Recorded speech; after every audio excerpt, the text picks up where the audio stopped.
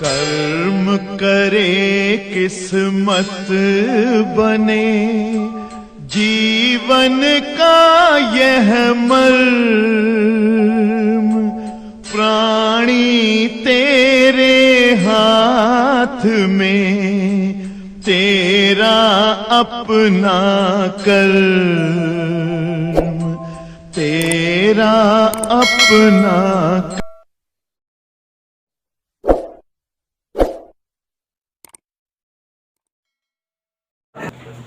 प्यारे बच्चों, आज से अनसॉल्व पेपर की क्लास रहेगी और आप लोग बेटा बिना लाइन वाली एक कॉपी ले लीजिए और एक अनसॉल्व पेपर, और यही फेयर किया करिए। क्वेश्चन जो बच्चे रहा करें घर पे जो है करके आया करिए। एक पेपर कराने दीजिए, उसके बाद आप जो है रफ फेयर जान जाओगे।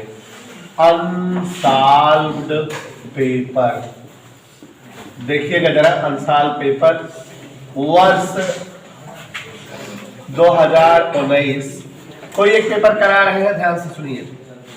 364 एफ प्रश्न नंबर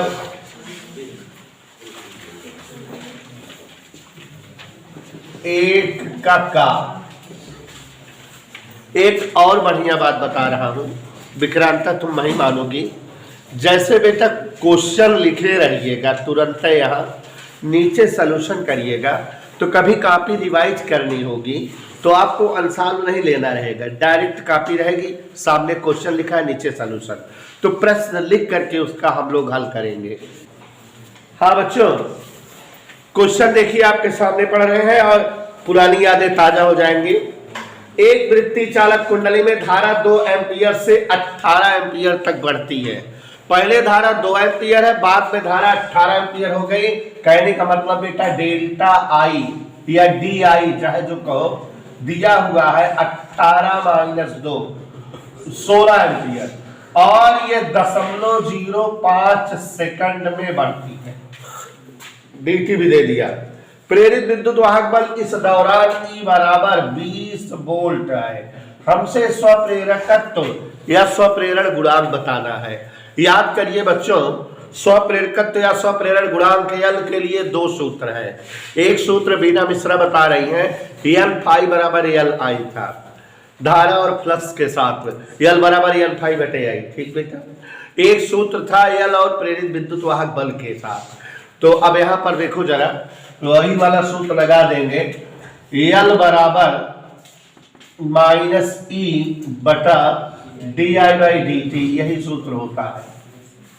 याद आया? इसी में मान रख दे। अमन मौर्य, E का मान 20, di/dt 16/0.05। साल करिए, 0.05 ऊपर आ गया। 20 गुणे 0.05 बटे 16, 4 चौक 16, 4 पंचे 20, 5 25 बटे 4, भाग दे दीजिएगा। 4 6 24 0.425 हेनरी।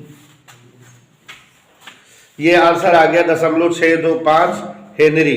तो इसमें जो है 0.625 हेनरी है, हमने इसको भाग दिया, दशमलव लगाया, 4 6 24 1 10 4 दुनिया 4 5 20। इसको देखो मिली हेनरी में आंसर दे रहा है। तो अगर हम इसको चाहें तो लिख सकते हैं 625 गुणे 10⁻³ हेनरी, माने 625 मिली हेनरी। ऐसा माइनस से मतलब नहीं है, लेकिन देखो ऐसा कोई ऑप्शन नहीं है, इसका मतलब इनमें से कोई नहीं। तो ये क्वेश्चन कितना टेक्निकल है कि एकदम आंसर के करीब है, आप तुरंत गलत कर लोगे।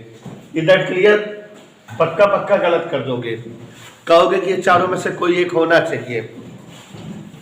दूसरा देखिए, खंड खा।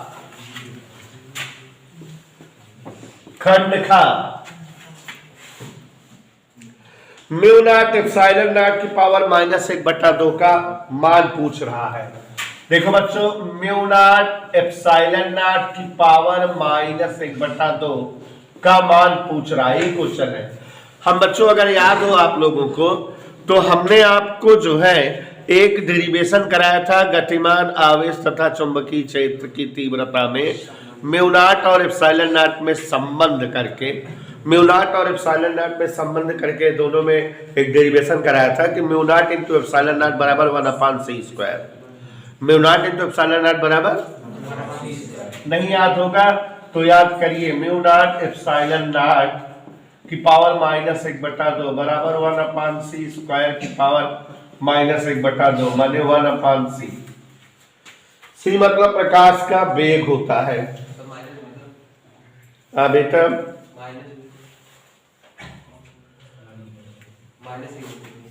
हाँ पावर -1 ऐसे, ठीक है।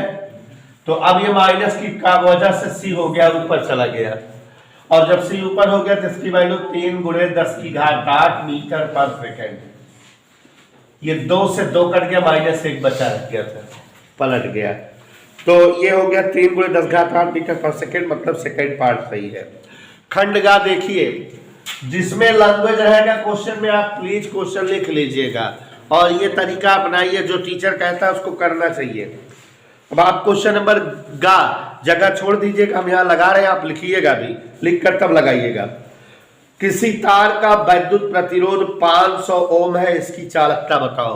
तो देखो बेटा नेहा, वैद्युत प्रतिरोध 500 ओम है। वैद्युत प्रतिरोध कितना दिया है? इसकी चालकता बताना है। तो विशाल गौतम चालकता जी बताना है। देखो बेटा, अंशाल लगाने से सूत्र क्लियर हो जाते हैं, पिछली चीजें दोहरा उठती हैं। एक पेपर लगवाने में कठिन लगेगा, 2-3 लगाएंगे तो पीछे पड़े रहोगे, बार बार याद आ जाएगा। चालकता और प्रतिरोधकता दोनों एक दूसरे का व्युत्क्रम होती हैं। जी बराबर सूत्र बताए विक्रांता, जब बचपन में तुम छोटे थे भूल गए थे, 1/r, तो 1/500, ओके। ऊपर नीचे 2 से गुणा करते हैं, 2/1000। ऊपर नीचे किससे गुणा कर दिए बेटा? 2 से। तो यहाँ 1, 2, 3 अंक दशमलव 002 क्या हो जाएगा? प्रति ओम या महो इसका मात्रक होता है। तो प्रति ओम या महो, आंसर चौथा सही हो गया। खंडघा देखो जरा बेटा, बिना मिश्रा देख रहे हो बेटा। रेडियो एक्टिव पदार्थ से उत्सर्जित नहीं होता। क्वेश्चन आप लिखिएगा, ठीक है, बिना क्वेश्चन लिखे मत करिएगा।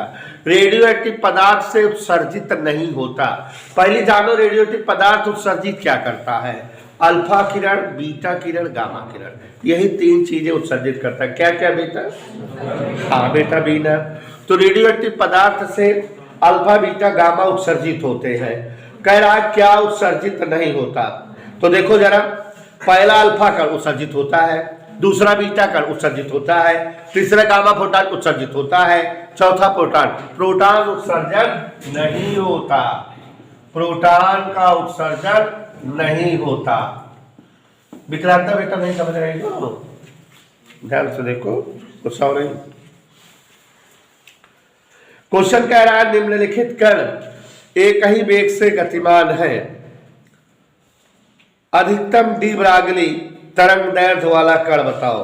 आपको 4 कण दिया है, कह रहा है सबकी वेलोसिटी बराबर है, तो डी ब्रागली तरंग दैर्ध्य किसकी अधिक होगी, यही पूछ रहा है ना।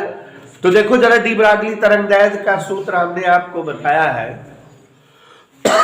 लैम्डा बराबर h/p।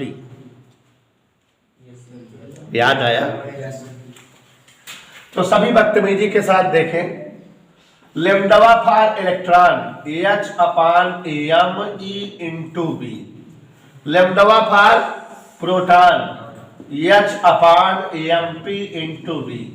विक्रांता देख रही हो बेटा? लैम्डा फॉर न्यूट्रॉन न्यूट्रॉन का mass into B, lambda for alpha h/मास ऑफ अल्फी इंटू बी। समझ आया? अब यहां पर गौर फरमाने वाली बात है, अगर आप लोग फरमाओ तो हम बताएं, सवाल की धज्जी उड़ा दे। देखो क्वेश्चन, ये जो पेपर मैंने चयनित किया है विक्रांता, कठिन है कि नहीं? थोड़ा कठिन लग रहा है ना, इजी नहीं है एकदम, क्वेश्चन टेक्निकल है। क्वेश्चन कह रहा है बेटा, कि इलेक्ट्रॉन, प्रोटॉन, न्यूट्रॉन और अल्फा कण में किसकी तरंगदैर्घ्य डी ब्रॉगली अधिक होगी। डी ब्रॉगली तरंगदैर्घ्य का सूत्र लिख दिए। सब में एच और बी कॉमन है, देख लो सब में है, और एम नीचे है, इसका मतलब लैम्डा एम के उल्टा अनुपाती है।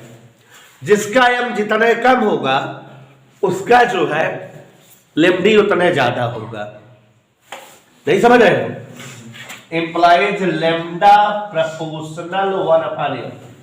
जिस कण का द्रव्यमान सबसे कम होगा उस कण का जो है तरंगदैर्घ्य सबसे ज्यादा होगी। अल्फा कण द्रव्यमान 4 प्रोटॉनों के द्रव्यमान के बराबर होता है। न्यूट्रॉन का द्रव्यमान प्रोटॉन द्रव्यमान बराबर होता है। प्रोटॉन है तो, और इन तीनों चारों में सबसे ज्यादा द्रव्यमान अल्फा कण का हो गया। इलेक्ट्रॉन का द्रव्यमान होता है 10⁻31 में, बाकी सब का द्रव्यमान 10⁻27 में होता है। नहीं समझे विक्रम? तो इलेक्ट्रॉन का द्रव्यमान होता है 9 × 10⁻31, इसका द्रव्यमान होता है 1.67 × 10⁻27, इसका द्रव्यमान होता है 1.675 × 10⁻27, इसका द्रव्यमान 6.4 × 10⁻27। तो सबका द्रव्यमान किसमें है? 10⁻27 में, और इसका द्रव्यमान 10⁻31 में। तो किसका द्रव्यमान सबसे कम है? इलेक्ट्रॉन। वैसे भी इलेक्ट्रॉन द्रव्यमान लेस पार्टिकल होता है, तो द्रव्यमान सबसे कम इलेक्ट्रॉन का है, इसलिए डी ब्रॉगली तरंगदैर्घ्य सबसे अधिक इलेक्ट्रॉन की होगी। बेनू समझ में आएगा? किसका द्रव्यमान सबसे ज्यादा है बेटा? इलेक्ट्रॉन, प्रोटॉन, न्यूट्रॉन और अल्फा कण में अल्फा कण का। ठीक है, इसलिए अल्फा कण की डी ब्रॉगली तरंगदैर्घ्य सबसे कम होगी। अब तो सरल हो गया, 54 सवाल होगी। चार पढ़े। एक बात और है, बीचे बीचे में अरोनी, करोनी, मरोनी, गरोनी वाली सवाल भी आ जाएंगी।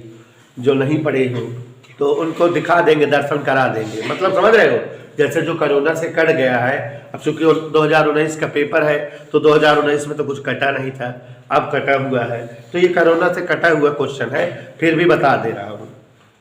वह पदार्थ जो किसी चुंबकीय क्षेत्र में रखने पर चुंबकीय क्षेत्र के विपरीत दिशा में छेड़ चुंबकन प्राप्त कर लेता प्रतिचुंबकीय पदार्थ कहलाता है।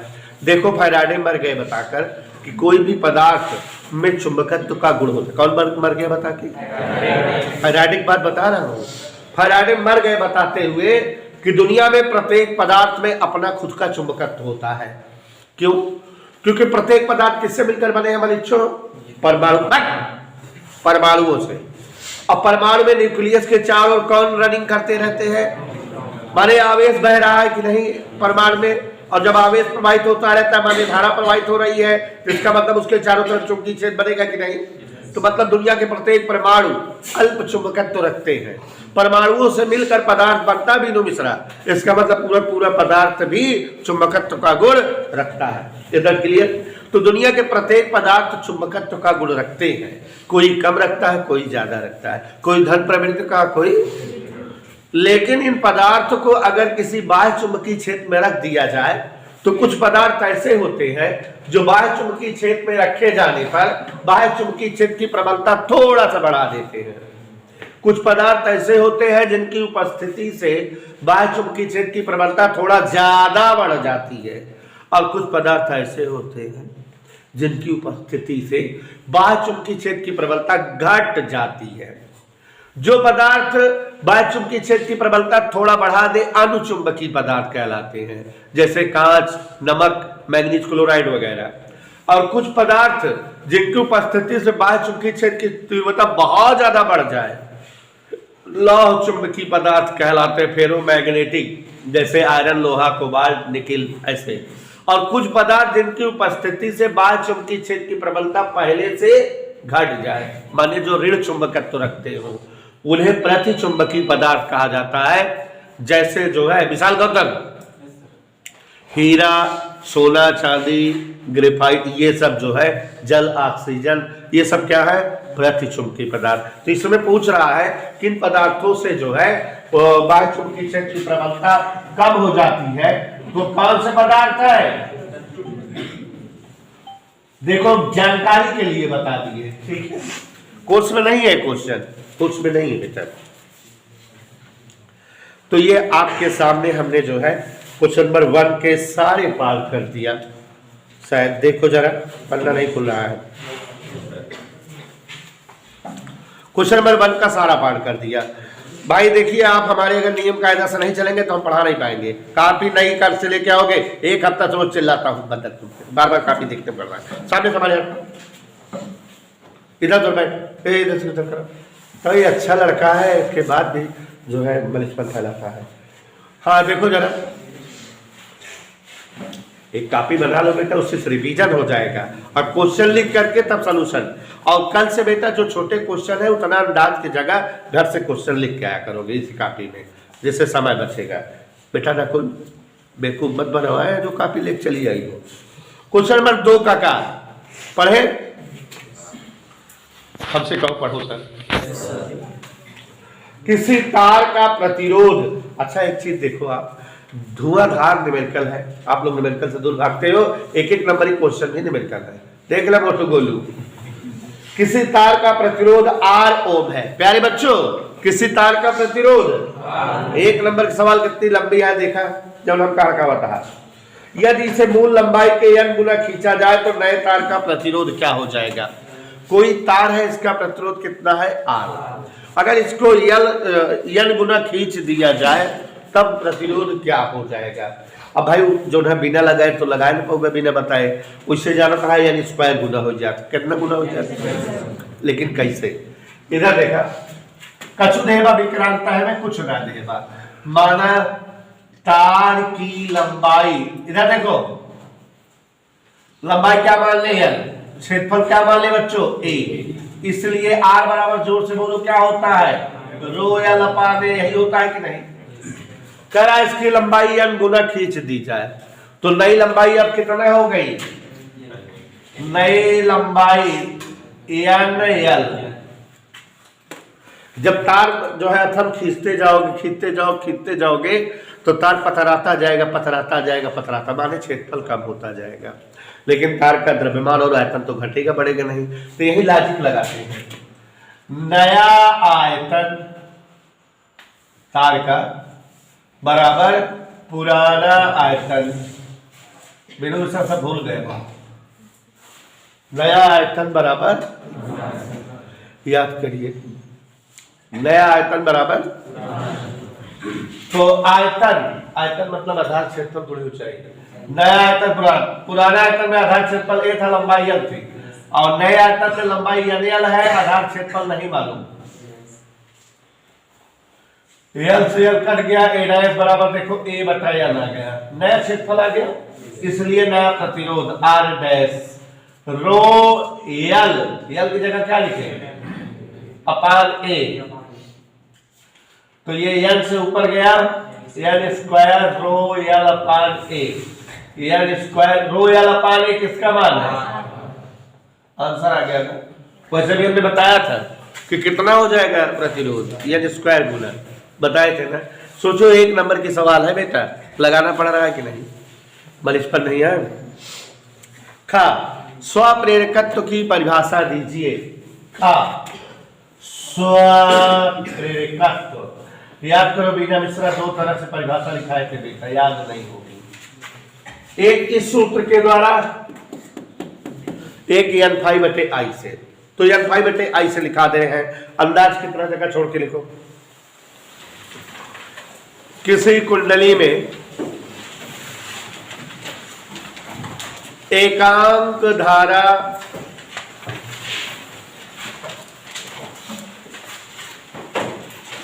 किसी कुंडली से एकांक धारा प्रवाहित होने पर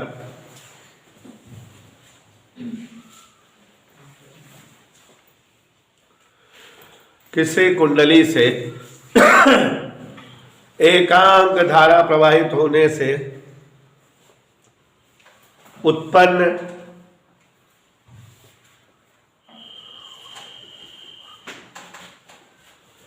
एकांक धारा प्रवाहित होने से उत्पन्न चुंबकीय फ्लक्स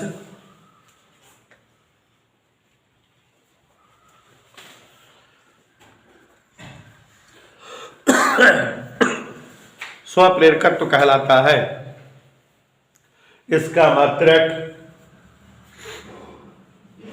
वेबर प्रति एम्पियर या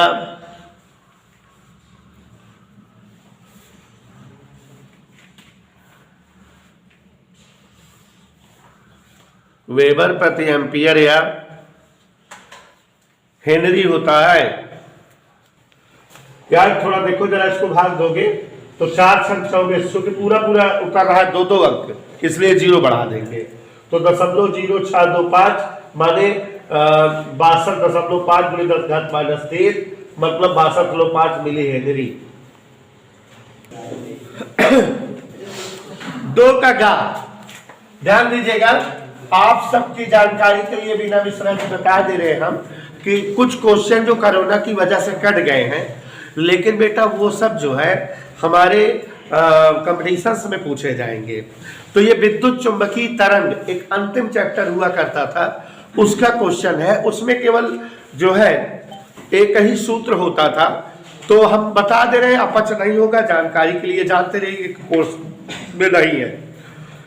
निर्वात में एक आवर्त विद्युत चुंबकीय तरंग के चुंबकीय क्षेत्र वाले भाग का आयाम B0 बराबर, देखो जरा, चुंबकीय क्षेत्र का आयाम 510 नैनो टेस्ला।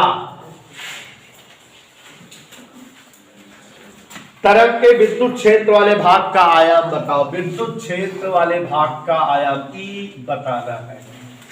एक सूत्र होता था E/B बराबर C, क्या इसी सूत्र से लग जाता है, ठीक है।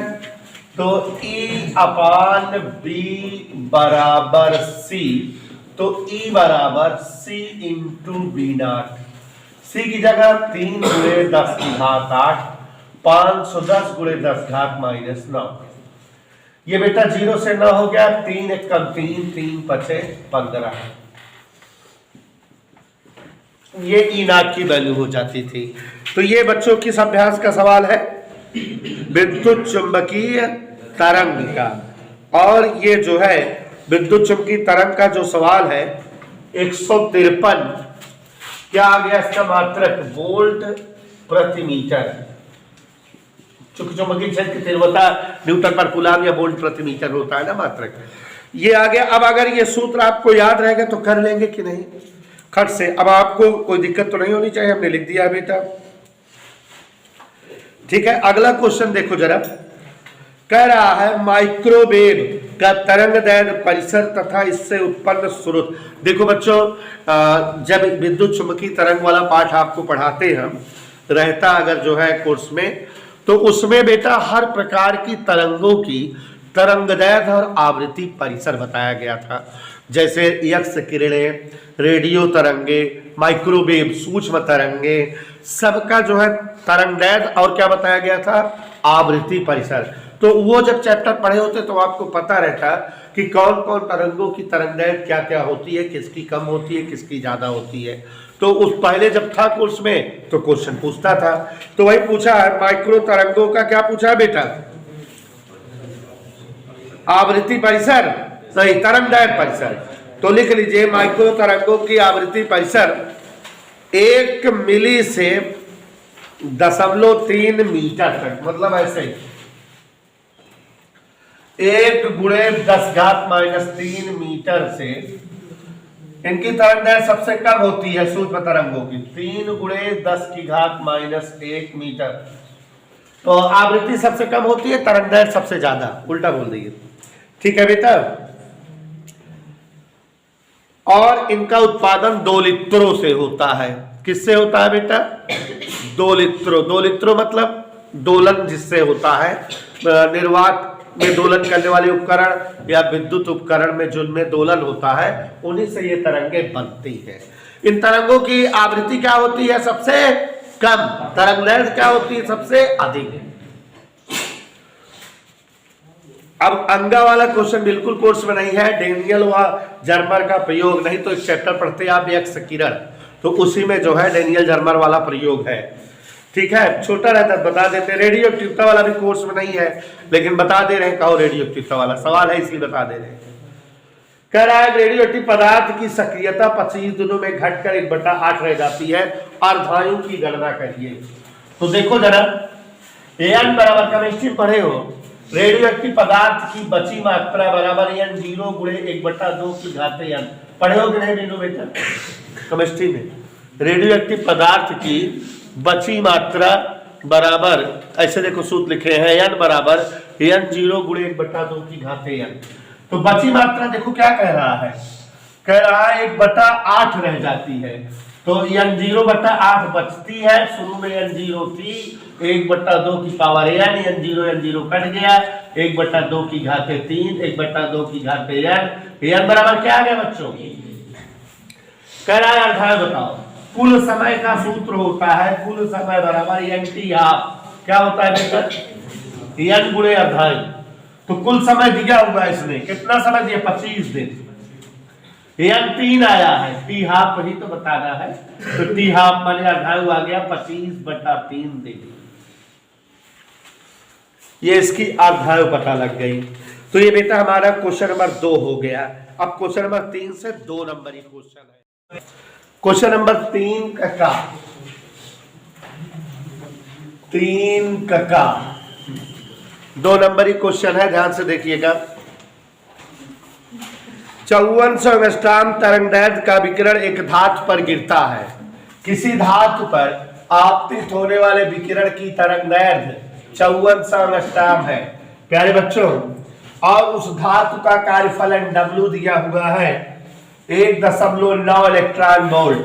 आपको बेटा उत्सर्जित इलेक्ट्रॉन की गतिज ऊर्जा E के बताना है और निरोधी विभव V नॉट बताना है। आप अभी अभी ताजा पढ़े थे प्रकाश वैद्युत प्रभाव का समीकरण, और प्रकाश वैद्युत प्रभाव के समीकरण को ही ध्यान से देखो जरा, उसी का ये क्वेश्चन है प्रकाश वैद्युत प्रभाव समीकरण का। तो प्रकाश वैद्युत प्रभाव समीकरण क्या होता है मीना बेटा? प्रकाश वैद्युत प्रभाव समीकरण, ध्यान से देखो, किसी सतह पर आपतित फोटॉन ऊर्जा बराबर कार्यफलन ऊर्जा प्लस गतिज ऊर्जा, यही है ना बेटा?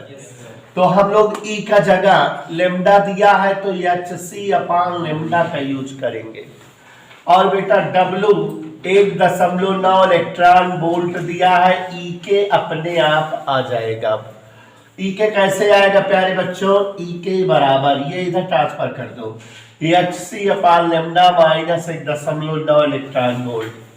विक्रांता बेटा कैलकुलेशन देखो, h 6.6 गुणे 10 की घात -34, c 3 गुणे 10 की घात 8, लेमडा 5400 एंगस्ट्रॉम 1.9 इलेक्ट्रॉन वोल्ट का मतलब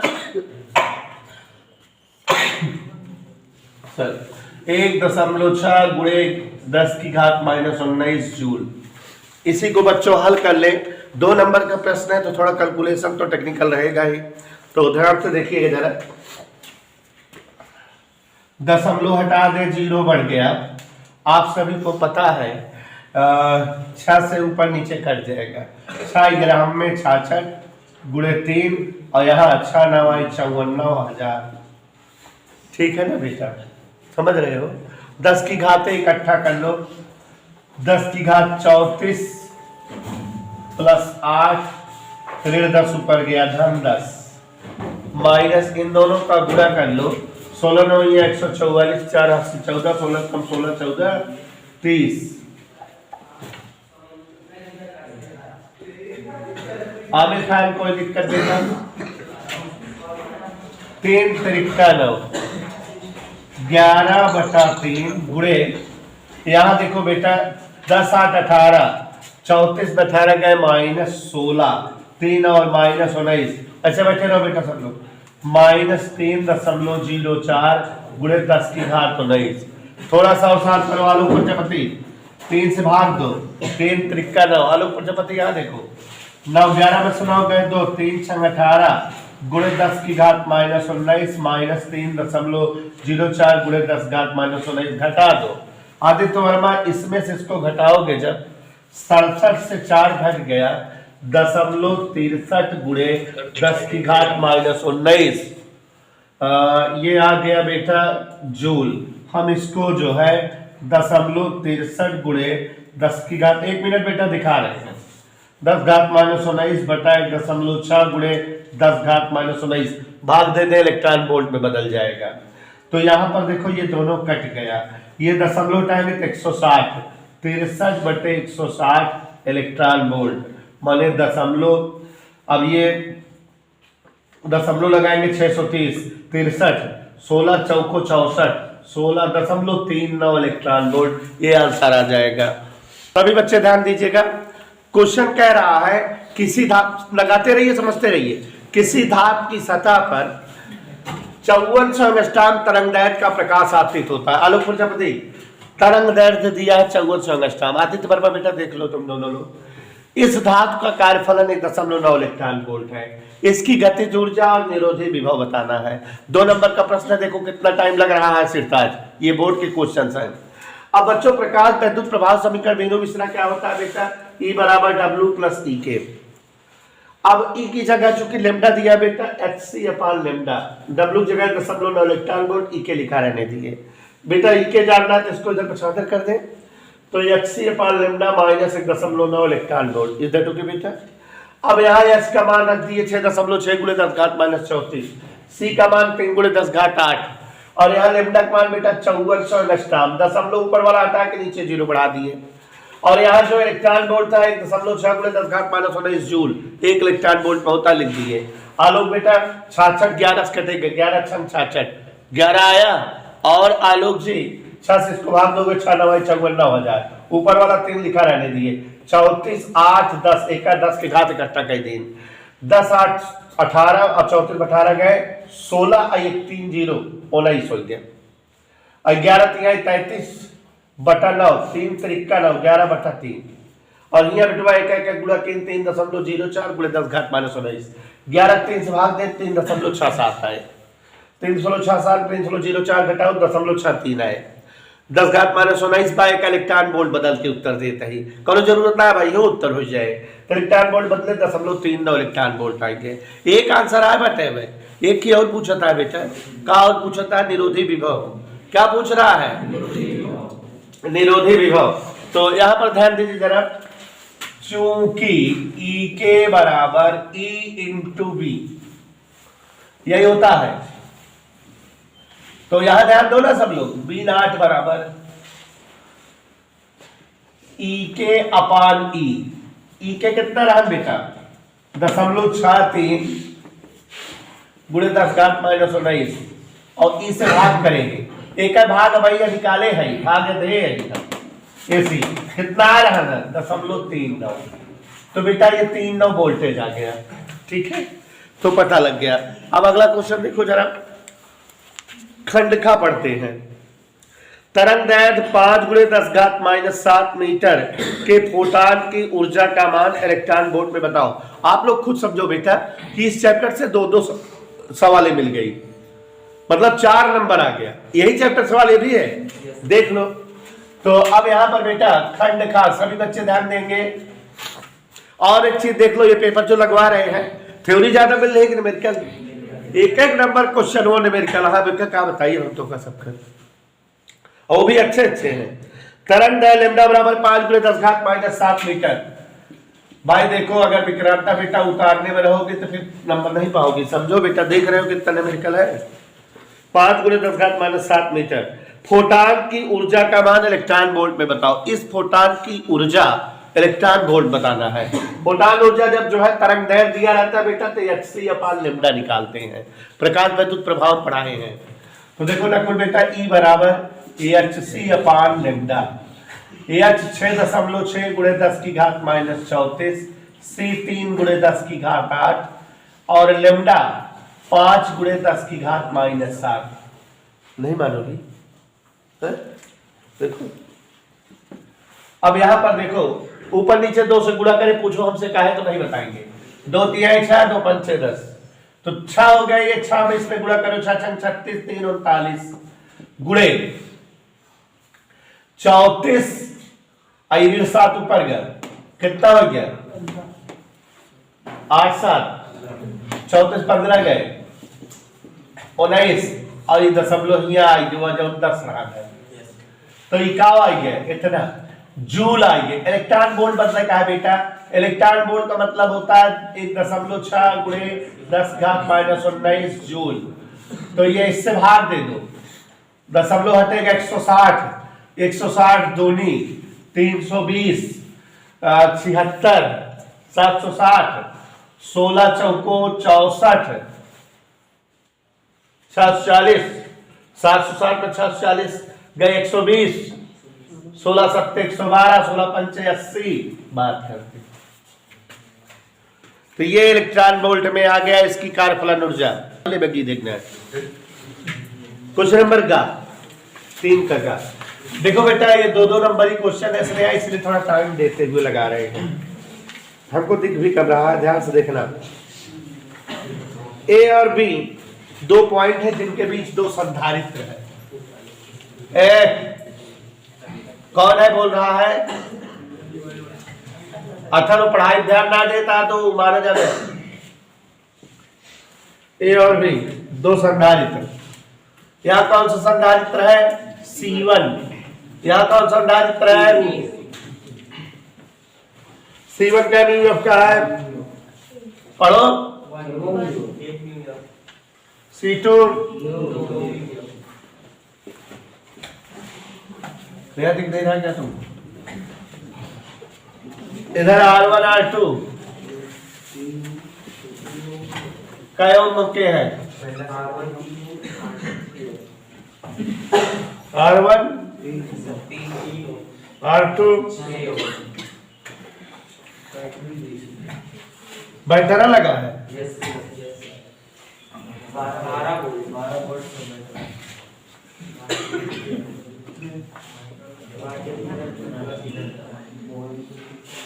अच्छा उल्टा लगा।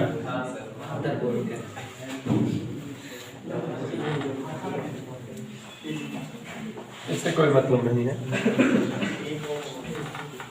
एको मांत्रिक प्रतिरोध है भाई। फिगर देखो जरा सब लोग, अथर्व के सिंह फिगर देखिए, कुछ समझ में आया? अच्छा इस टाइप पे पूछा है, प्रत्येक संधारित्र में संग्रहित आवेश, कई खंड पूछा है, ए व बी के बीच विभवांतर, हर संधारित्र में कितना जो है आवेश है और कितना विभवांतर जो है बनेगा, यही बताना है। चलो देखते हैं बेटा।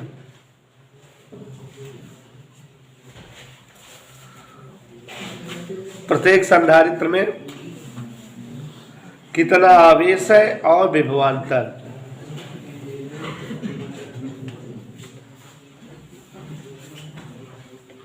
चलो रह जाओ, आवाज नहीं।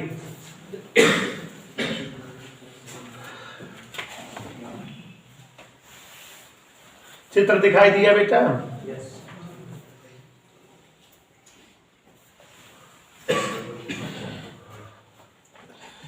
देखो जरा इधर, ये दोनों संधारित्र किस क्रम में है?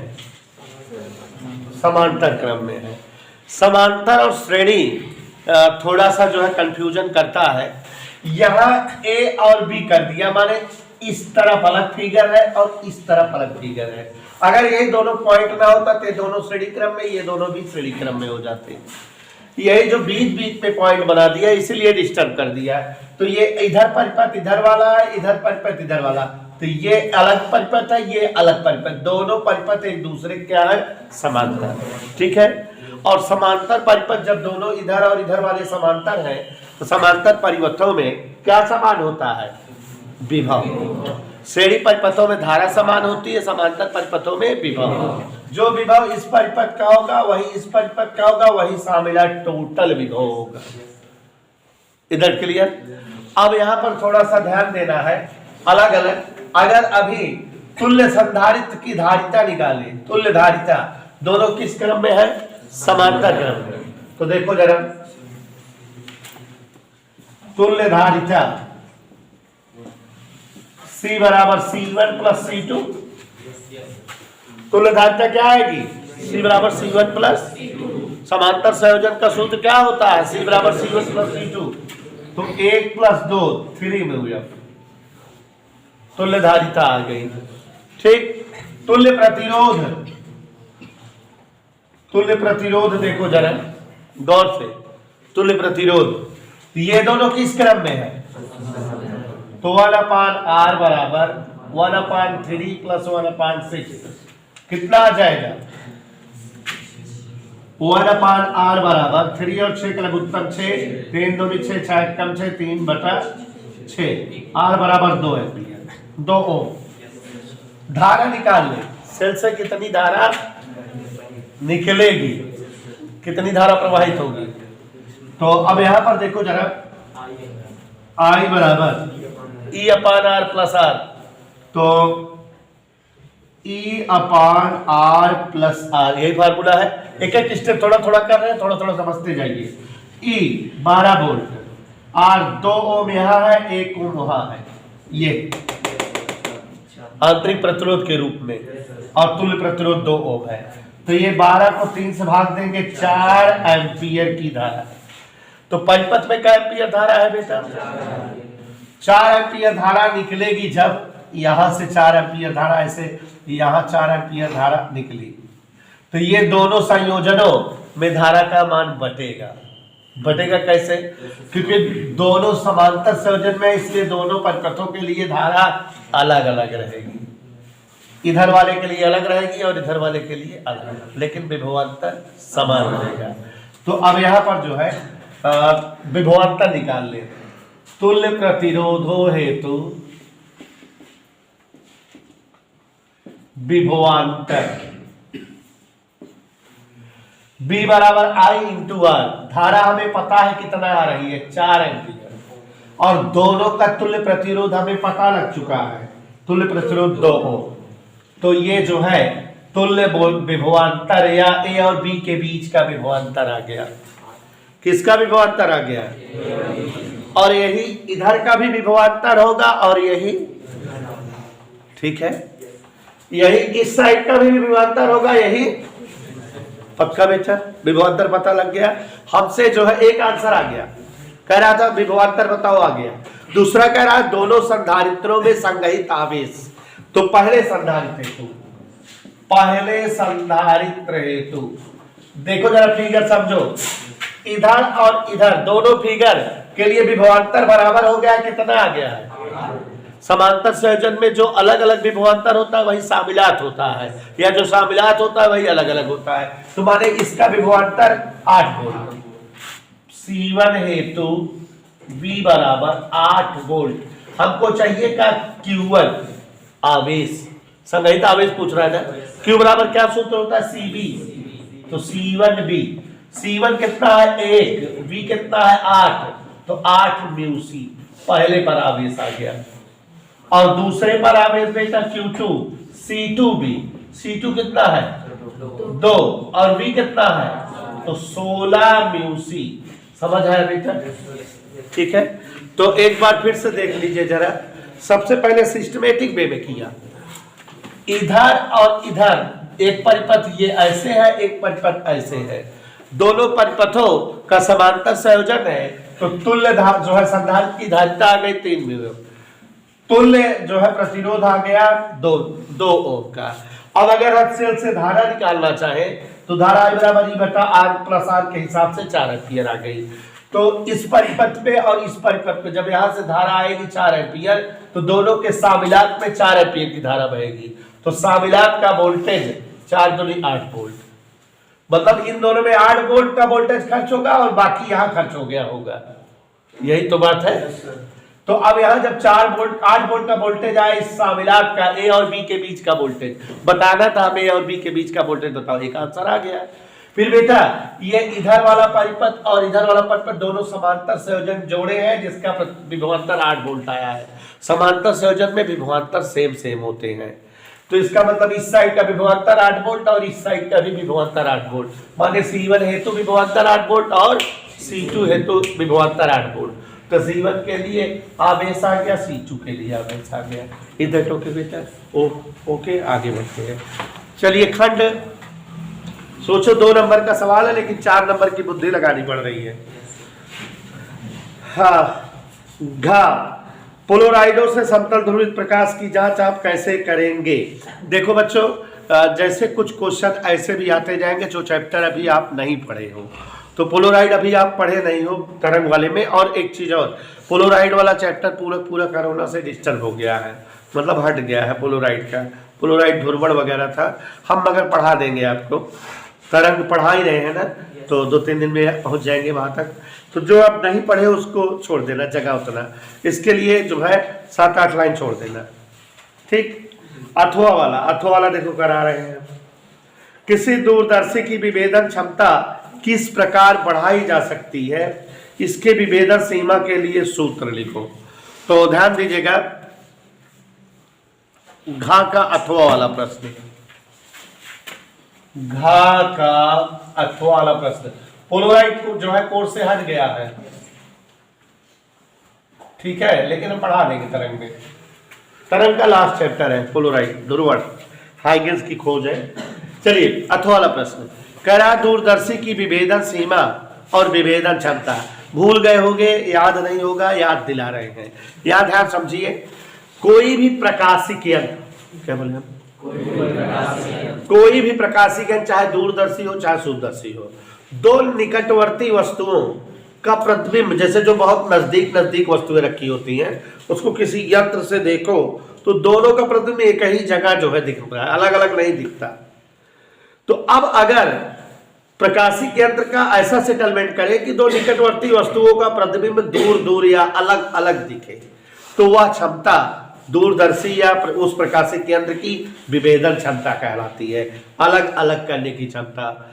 और जितनी कम से कम दूरी पर रखी वस्तुएं अलग अलग प्रतिबिंब प्रकाशिक यंत्र द्वारा मिलता हो या दिखता हो, वह जो है सीमा विभेदन सीमा कहलाती है। विभेदन सीमा और विभेदन क्षमता दोनों एक दूसरे के व्युत्क्रम अनुपाती होती है, उल्टा होती है। किसी उपकरण की विभेदन सीमा जितना कम होती है, उस उपकरण की विभेदन क्षमता उतना ज्यादा होती है। हमको विभेदन सीमा और विभेदन क्षमता दो उपकरणों की पढ़नी होती है, सूक्ष्मदर्शी की और दूरदर्शी की। एक बार फिर से, दो निकटवर्ती वस्तुओं के प्रतिबिंब को अलग अलग प्राप्त करने की क्षमता दूरदर्शी की विभेदन क्षमता कहलाती है। और उन दोनों वस्तुओं के बीच की वह कम से कम दूरी, जितनी दूरी पर रखने पर उनका प्रतिबिंब अलग अलग मिले, वह दूरी विभेदन सीमा कहलाती है। विभेदन सीमा किस पर डिपेंड करती है? विभेदन क्षमता पर। विभेदन क्षमता किस पर डिपेंड करती है? विभेदन सीमा पर। दोनों एक दूसरे के व्युत्क्रम अनुपाती होती है। विभेदन सीमा जितना अधिक होती है, विभेदन क्षमता उतना कम होती है। इधर क्लियर? तो यही है। और दोनों के विभेदन सीमा के सूत्र हैं। किसके किसके सूत्र है बेटा? दूरदर्शी के विभेदन सीमा का और सूक्ष्मदर्शी के, दोनों के विभेदन सीमाओं के सूत्र बने हुए हैं। तो ध्यान दीजिएगा, क्या पूछ रहा है बोल दे रहे हैं, लिख लीजिए।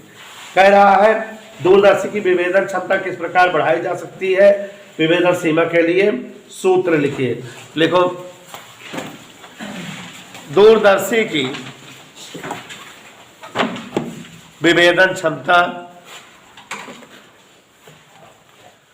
दूरदर्शी की विभेदन क्षमता उसकी विभेदन सीमा को घटाकर बढ़ाई जा सकती है। बात समझ रहे हो?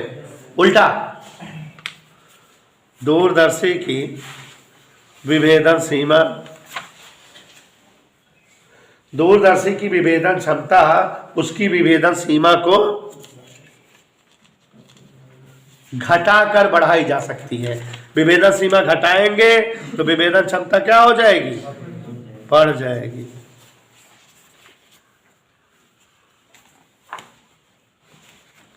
ठीक है बेटा? नई लाइन से, दूरदर्शी की विभेदन सीमा, दूरदर्शी की विभेदन सीमा बराबर 1.22 लैम्डा अपान डी।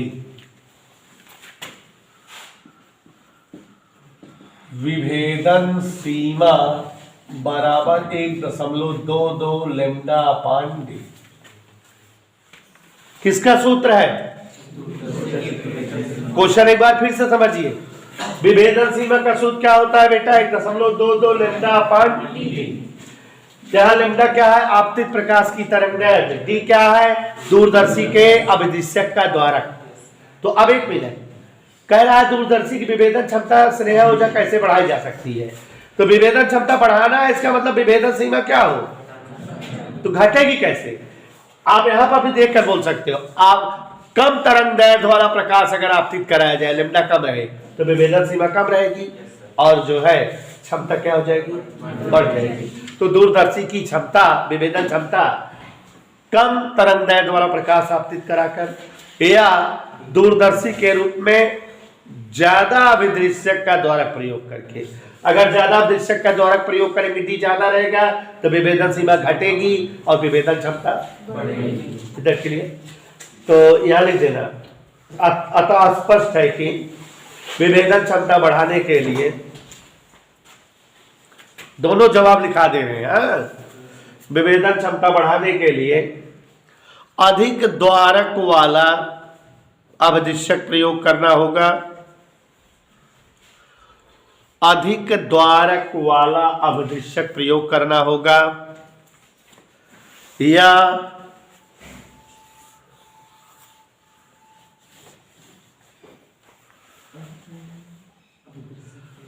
कम तरंगदैर्घ्य का प्रकाश आपतित कराना होगा।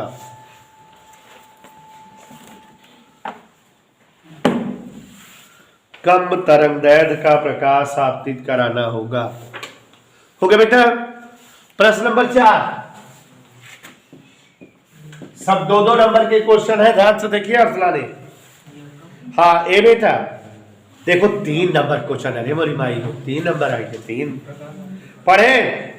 नाट गेट का प्रतीक, बुलियन व्यंजक और सततता सारणी क्या चीज पूछा है? तो माने एक एक नंबर के सब है ना। तो नाट गेट का प्रतीक, इधर देखो नाट गेट, ये सब जानना बकवास है, मिल जाए।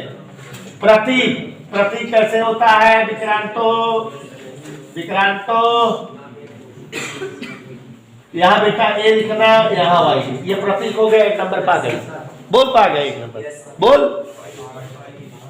फिर उसके बाद बुलियन व्यंजक, इसका बुलियन व्यंजक देख लो, नहीं तो हम अभी लिख रहे हैं तो आपको सरल लग रहा है। आप नाट गेट पूछत लिख बिहार के, आज पूछत लिख बिहार के लिख के बता देते ही कंफ्यूजन रहा था जब वो में एमुर अमुर याद आवत। बुलियन व्यंजक नाट ए इक्वल वाई, सततता सारणी देखा कितना 54 का है। इस सवाल आवे 3 नंबर से सुलझाई मिल जाए। अब देखा है हमें 2 नंबर में था ना लंतरानी मारे, देखा मिल गई ना, एक लाइन में उत्तर है। इनपुट हुआ ऐसा नहीं है, देखिए 0 1 1 0 हो गया कुछ 3 नंबर मिल गया। देख ले, ये बिना गेट पढ़ाए रहे हम। I am here don't hear. हाँ ए ट्रांसफार्मर वाली सवाल देखा 3 नंबर के। पढ़ावत की चिल्ला बताओ तरह के धन सब एग्जाम में बहुत पूछे जाते हैं, तब तो हमका देख के जर जात रहे आप सिरिया तब बतलाए मस्त रहा जाने सर जी का पता। चौथे का देखा भी ना, देख ले तो खुदे देख ले। आ बैठना ट्रांसफार्मर। हाँ अब फ्री में बेटा नंबर है, इस सवाल कब जान ले क्या बताइए। एक ऊंचाई ट्रांसफार्मर में प्राथमिक और द्वितीयक कुंडली में फेरों की संख्या में अनुपात, प्राथमिक एनपी, द्वितीयक एनएस 1:200 ऐसा देगा क्या? देख ले। यदि इसे 200 वोल्ट तथा 2 एम्पीयर की प्रत्यावर्ती धारा के मेन से जोड़ दिया जाए, 200 वोल्ट ठीक है, बीपी 200 वोल्ट, आईपी 2 एम्पीयर, तो अधिकतम धारा द्वितीय कुंडली में आईएस पूछा है, कहा बताइए राम के रूप। एनपी बटा एनएस बराबर क्या होता है? 1 मिनट। एनपी बटा एनएस बराबर बीपी बटा बीएस, आरपी बटा आरएस, लेकिन आई वाला पलटी हो जाए, आईएस बटा आईपी। ये तो याद है ना? याद देखा एनपी बटा एनएस IS IP I के किनारे IS बराबर 1.01 एम्पियर होई। 3 नंबर बतावा ये हमें तुलनी करा 2 नंबर क्या है आई 3 देखा देख ले एक हम बता दे फिर बादों में गलत कह दे जाना आई हमें देखा कुछ चैप्टर में बहुत सरल होते हैं।